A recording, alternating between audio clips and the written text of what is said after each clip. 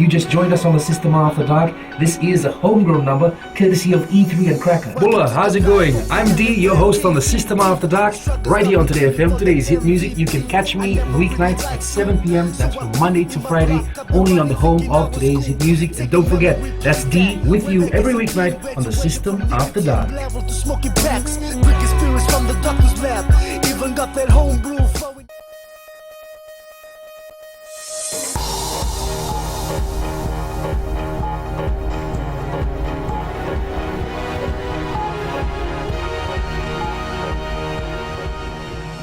Good evening, this is FBC News. I'm Amrita Priyadarshini.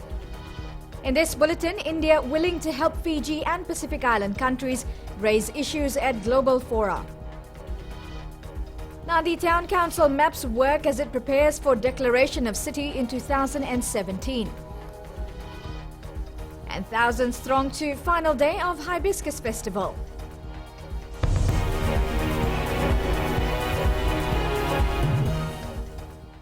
Police have apprehended the driver of a vehicle who fled from the scene of an accident that claimed the life of a 5-year-old boy in Lambasa. Inia Masiyavani was hit by the vehicle when he tried to cross the road yesterday.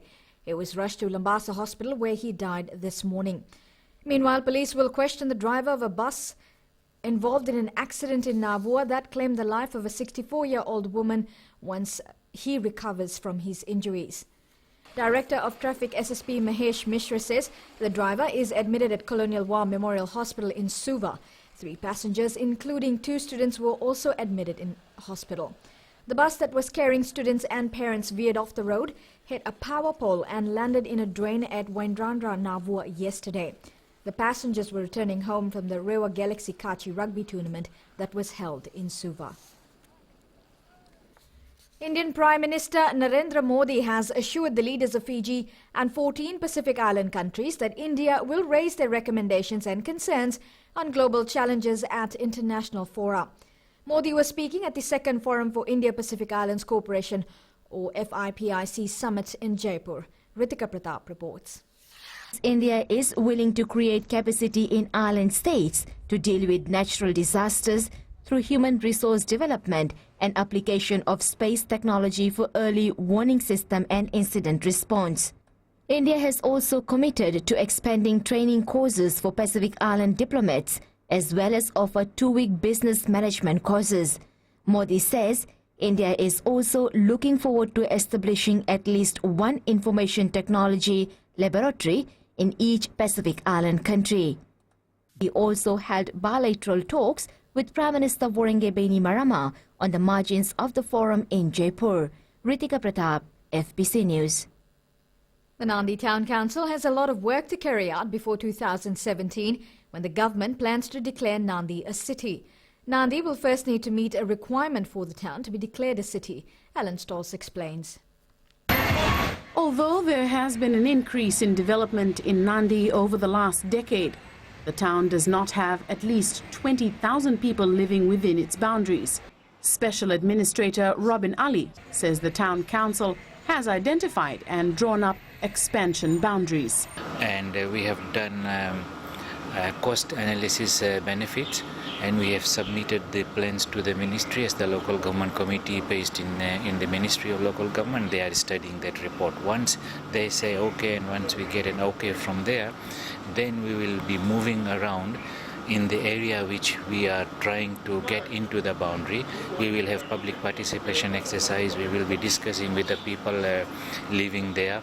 Residents living in the identified areas will need to be informed that they will be required to pay town rates and the types of services that will be provided by the council. There will also be a population count to ensure there are 20,000 people living within the proposed expanded boundary. Local Government Minister Parveen Kumar Bala announced plans to declare Nandi a city in 2017 at a meeting of municipal councils in Nandi this week. And I've been informed that most of the work has been done, so we will also be proud as colleagues that Nandi will be declared as city. While there is a lot of work to be done, residents are already liking their words, Nandi City. I think it's gonna be nice for our new city to be in Fiji. Well, that's one of the greatest plans being held in the future. We had 2 already and third one coming up. The local government committee will be part of the public meetings, and it will compile a report on the boundary expansions for the Ministry of Local Government and Cabinet to consider and endorse as part of the Nandi city plans. Ellen Stalls, FBC News. Despite unfavourable weather conditions, thousands of people flocked to the capital city for the final day of the Vodafone Hibiscus Festival. As is the tradition, the float procession drew crowds out on the streets. Chanel Sivan reports.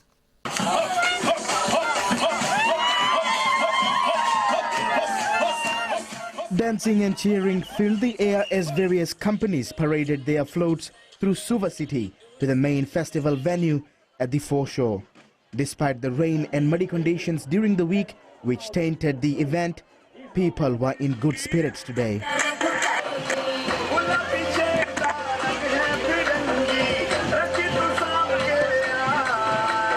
Despite bad weather, thousands of people have turned up here at the heart of the capital city to witness the float procession. And remember, tonight, the 2015 Vodafone Hibiscus Queen contestant will be crowned. My final nerves is that I'm really excited and just can't wait to go on stage. And it's been a really beautiful day, and thank God that the weather is really awesome today, and I'm so excited for today. Well, we had a hectic week, though we managed to do it, but I'm happy that I'm here today presenting my company. Thank you. What's going through my nerves? I'm just so nervous about tonight and this whole floating process. I'm excited at the same time as well. Come the top 5, it doesn't matter who wins or who doesn't. It's all about the journey and the fun and all that we have achieved. So I'm really excited about this tonight. This year's contestants raised about $81,000 for charity.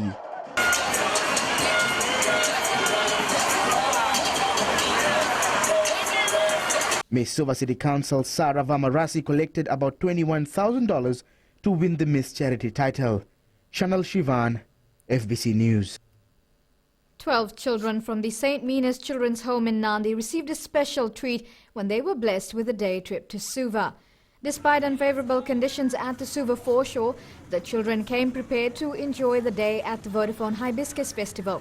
Home Director Michael Fong says their visit was made possible by Fiji Link and the Social Welfare Department. It's important to understand that the kids are actually a product of the society that we have made.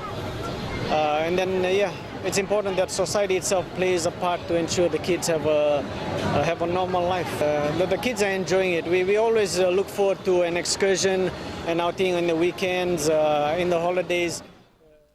The St. Mina Children's Home is an orphanage based in Nandi. Coming up, new vessel joins government shipping fleet for inter-island services.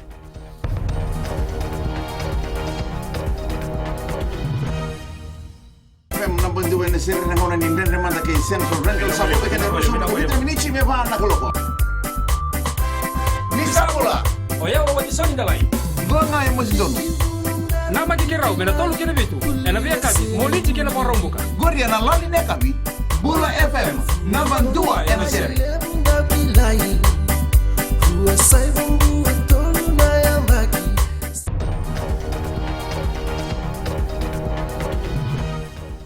Welcome back, you with FBC News. A former Fijian pastor found guilty of 3 of the 7 sexual offending charges he faced in New Zealand will be sentenced next month. Chone Zonikeli was on trial in the Wellington District Court this week on a range of charges, including assault with intent to commit sexual violation, indecently assaulting a child, and doing an indecent act on a young person. Radio New Zealand International reports Zonikeli was a pastor of the Kingdom Ambassador International Fellowship Church when the offending occurred. The Crown is still to decide whether to seek a retrial on the charges the jury could not agree upon. Members of the Fiji Performing Rights Association were today taken through sessions that would help them understand their rights as artists as well as the role of the association. FIPRA President Eremasi Tamanisau says issues discussed included royalties and business licenses. Artists acknowledged the benefits of the one-day training held in Suva today. I have learned a lot during this training. Most of the time during our AGM, most of the questions are asked led to dispute amongst members. But we now know our responsibilities through this training. I'm thankful to the association for providing such a training. Now we know how to deal with our jobs, especially the royalties. I think young composers should not miss these kinds of opportunities. Fiji Performing Rights Association President Erimasi Tamanisau says members talked a lot about royalties. And with that understanding, it gives them an appreciation of how FIPA is functioning, why they get this amount as royalty, the problems that we face as an organization, and basically to have a realistic appreciation of how FIPA is functioning. Tamanisau explained that royalties will be distributed to composer before the association's annual general meeting in November. Sabira Tambua, FBC News. An advocate for children with disabilities who is also disabled himself is one of 7 people who have been offered Chevening scholarships to study in the United Kingdom. Krishnia Sen, who is a computer instructor at Hilton Special School in Suva, says any form of disability should not be a barrier in life. Julie Vatuwaliwali with this story. Speaking through an interpreter, Krishnia Sen, who is deaf, says disability should not be a barrier in life. I am a deaf person, and yes, I feel really honored to be selected and to be awarded this scholarship. This is a very good opportunity for me as a deaf person, so that people in Fiji can see my aspirations. They will see my abilities instead of my disabilities. In presenting the Chevening scholarships, which provide for a 1-year master's degree at any British university, British High Commissioner Roderick Drummond says they are awarded to outstanding emerging leaders. That is what all of you who are about to head off into the future are, future leaders in your fields, in your countries, here in Fiji. Drummond says the scholarship program provides a unique opportunity for those chosen to develop professionally and academically, network with each other and build lasting positive relationships. Sen, with 6 other scholarship recipients, will leave for the UK next month. Julie Vatuwaliwali, FBC News. 5 students have new scholarships for tertiary studies in Cuba. They received their scholarships from the Minister for Education, Dr. Mahendra Reddy, at the scholarship awarding ceremony in Suva. 34 students are currently studying medicine in Cuba, known for providing tertiary studies and medical degrees. Dr. Reddy said with the current demand for medical practitioners in Fiji, these students will prove to be a great help in this field. Note that we have received complaints. Often we do receive complaints about the delay in patients getting attention, medical attention, and it is a result of us not being able to fulfill the required number of doctors that we need to have in our hospitals. The scholarship recipients leave for 7 years of study in Cuba on Monday. The latest inclusion to the government shipping services fleet has arrived in the country. The Vangivo was accorded a traditional welcome when it berthed at Walu Bay, Suva yesterday. Eleanor Tarangoview was at the occasion. After 28 days at sea, it finally arrives home. The government shipping services a new vessel, Vangivo, making its maiden voyage from Malaysia. With the brand new vessels coming in, this will push maritime training here in Fiji, especially GSS, to another level, and also help in the development of the nation. I think the government, Banigram government, has done quite well. Staff of government shipping services and family of crew members awaited the arrival of the new vessel in the traditional way known as the Vere. Vere is accorded when something or someone is taken to a place for the first time. At hand to welcome the 15 crew members and their skipper was the Assistant Minister for Transport, Vijay Nath. The main delay was just because of the weather.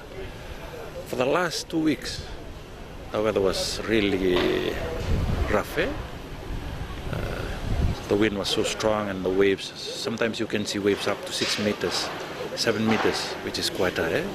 The vessel met unfavorable weather conditions when it left Malaysia on the 27th of last month, with rough seas and strong winds forcing the crew on board to take shelter in Papua New Guinea, Solomon Islands and Vanuatu before they could finally come to Fiji. We had sleepless nights most of the time because of the weather. You can't even lie down. You fall off the bed, sometimes you hit your head on, sometimes you get a backache or something falls on your bag or pretty rough delivery out of the 2 deliveries that were done before. The new vessel will be officially commissioned by Prime Minister Vorenge Bainimarama next week. Eleanor Turangayu, FBC News. The town of Buka in Bougainville received a lovely surprise when the Utuneyalu arrived from Fiji. The vessel is on a chocolate voyage from Fiji, transporting cocoa beans from several Pacific islands to the Wellington Chocolate Factory in New Zealand. It called into the Buka wharf, and after customs and quarantine clearance, the crew members were free to move in and around Buka town. They were also accorded a warm welcome ceremony by residents of Buka. Health officials treated a crew member who was sick. Well, in sports news ahead, flying Fijian squad to Rugby World Cup named. And Nanranga rugby team wins 2015 Skipper Cup competition.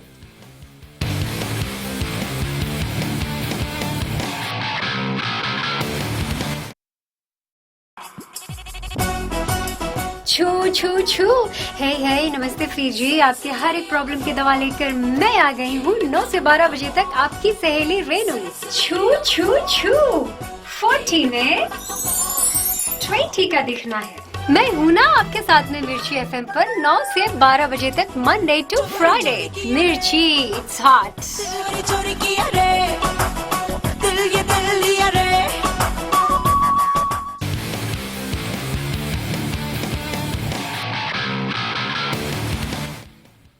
Well, leading FBC Sports tonight, the Vodafone Flying Fijians team to represent the country at this year's Rugby World Cup has been named. Coach John McKee has named 13 backline players and 18 forwards in his 31-member squad. Akapu Singera will lead the team, who will be assisted by Sunia Koto and Verniki Ngoneva. And the Fijians take on England in their first match on September 19th at 7 a.m. and you can watch the match live on FBC TV. Meanwhile, the Flying Fijians are aware of the tough task that lies ahead of them. With England, Australia, Wales and Uruguay in their pool, the team will need to be at their best to impress their fans. Rohit Deo reports. A team that has been selected by our head coach, John McKee, and his... The Fijian Flyers to carry Fiji's hopes at the biggest rugby event of the year was named last night, and undoubtedly coach John McKee has named the best available players. National mentor says the team has the depth it needs, as it's the players who'll need to step up when it's crunch time. Look at the team there. I'm really pleased with the depth, the strength we've got across our squad, and that we'll need all of those players to be at their very, very best in the Rugby World Cup with the tough pool we're in. McKee adds the team's strength lies in its backline, and if they are on song, Fiji just might surprise the rugby world. We're really probably lucky in our backline that we've got some versatile players, so it's allowed us to go with probably one less than most of our opposition will. The team leader is adamant of causing some upsets in the tournament. It's in a very, very tough pool, been tagged by the World Rugby as a pool of death, but thanks to our president that has been labelled this pool as a pool of opportunities or a pool of pride. And to go into this World Cup tagged as an underdog, we'll take that, and we know that we'll take the opportunities on the day and we can cause some upsets. It wasn't easy getting into the final 31-member squad, as the players have worked hard to end their sport. It doesn't get any easier for these players as they try their best to make it to the starting lineup. Flying Fijians play England on September 19th in their first match. Rohit Deo, FBC Sports. The Nanranga rugby team are the champions of the 2015 Skipper Cup competition. The Stallions won it in style with a 59-24 thrashing of Namosi at Prince Charles Park in Nandi today. Here are the highlights. A solo effort again from Nanranga. They need numbers to be able to force their way through the defence. Ball on the ground. Comes back out to Nanranga.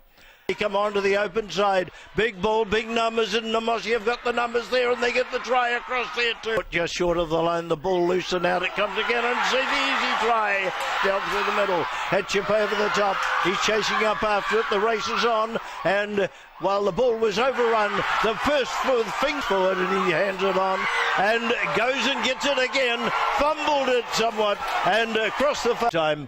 And here's Vuimbao right up there, and he's able to get a bouncing ball that was bounced between two Namosi defenders done by Vavendi.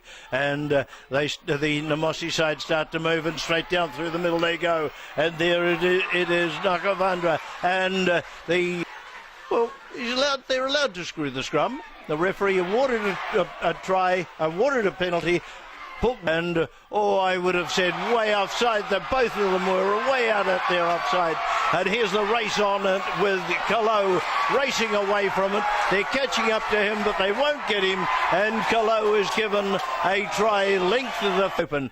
And the ball lost to the ground, and it's picked up. It's the advantage, Nanrongar, and they run in another try. Namosi had the ball in hand, they dropped the ball. Looking for the ball, have Nanrongar turn it over, but out it comes again. It's on the Namosi side, the forwards looking for it of Wayone Tengu, and also Kilepi Namasi, the replacement. How backhand the referee blows to 15. Rangamate converts, and as he done it, the referee said, it's all over here. Meanwhile, Nanrongar also took out the under-20 title with a 11-0 victory over Nandi. The junior stallion scored a try and 2 penalty kicks, which was enough for the victory. Nandi tried hard, but it wasn't enough to stop the Stallions from claiming the double crown this season. The next competition in local rugby will be the Fairbrother Challenge, which starts next week. Banuve Tambakodoro has finished first in his 100 meters heat at the 15th IAAF World Championships in China. The win takes Banuve through to the next round. He is using this event to qualify for next year's Rio Olympics in Brazil. The Four Nations Rugby League qualifier between the Vodafone Fiji Mbati and the Samoa team has been postponed to a later date. The match was supposed to be held at the ANZ Stadium in Suva on the 17th of October. Due to the Melanesian Club Championship, the FNRL has shifted the much-awaited clash. After spending some time re-looking at our operations, we felt that it would be wise to move it next year, as it was quite to prepare for. Meanwhile, the Melanesian Cup Championship match will be hosted by PNG in October. The Navua football side thumped Nasinu 12-1 in the Rewa Galaxy Youth League in Suva today. Navua led 2-0 at halftime and added another 10 goals in the second spell. It was disappointment for the Nasinu side as no team official turned up for the match and the players made a team themselves and played. Well, in another match to be played tomorrow, Nanrongar hosts Ba at Lawanga Park.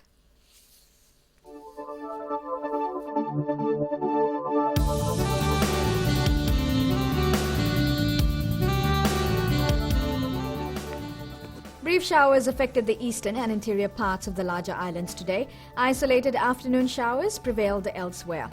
A weak frontal system affects Tonga and Niue. Meanwhile, an east to southeast wind flow prevails over most of the southwest Pacific region. Maximum temperatures ranged from 26 to 31 degrees today. Ba reached a high of 30 degrees. Forecast to midnight tomorrow for the Fiji group, cloudy periods with brief showers over the interior and eastern parts of the larger islands.